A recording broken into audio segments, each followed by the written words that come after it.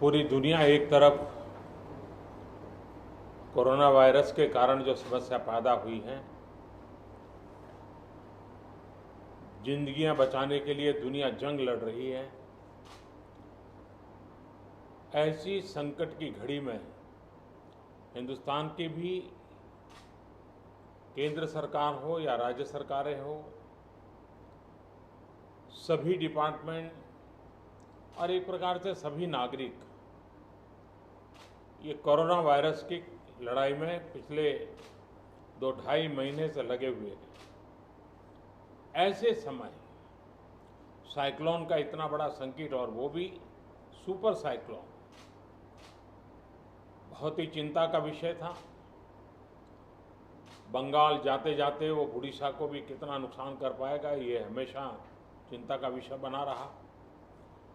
लेकिन जिस प्रकार से यहाँ पर व्यवस्थाएं इंस्टीट्यूशनलाइज हुई हैं, गांव तक नागरिकों को क्या करना है ऐसे संकट के समय, इसकी भली भांति जानकारी होने के कारण यहाँ जीवन बचाने में बहुत बड़ी सफलता मिली है।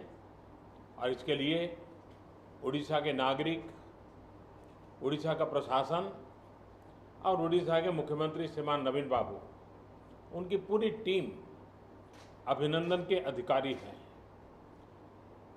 लेकिन जब इतनी बड़ी प्राकृतिक आपदा आती है तब संपत्ति का नुकसान तो होता ही है।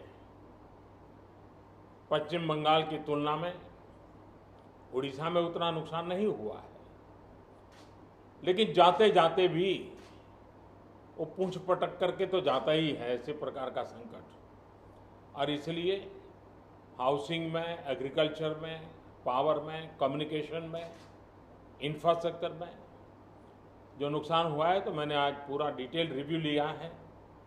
राज्य सरकार ने भी विस्तार से मेरे सामने सारी बातें रखी हैं।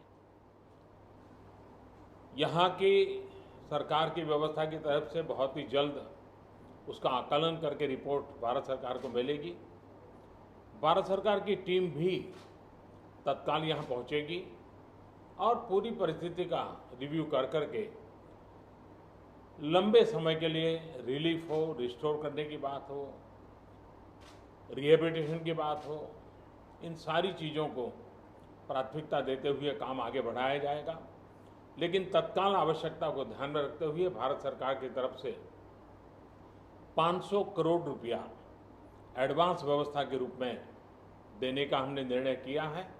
और बाकी आवश्यकताएं एक बार कंप्लीट सर्वे होने के बाद, रिहेबिलिटेशन की पूरी योजना बनने के बाद, भारत सरकार भी कंधे से कंधा मिला करके ओडिशा के विकास की यात्रा में और इस संकट की घड़ी से बाहर निकलने के काम में पूरी तरह मदद करेगा। बहुत बहुत धन्यवाद।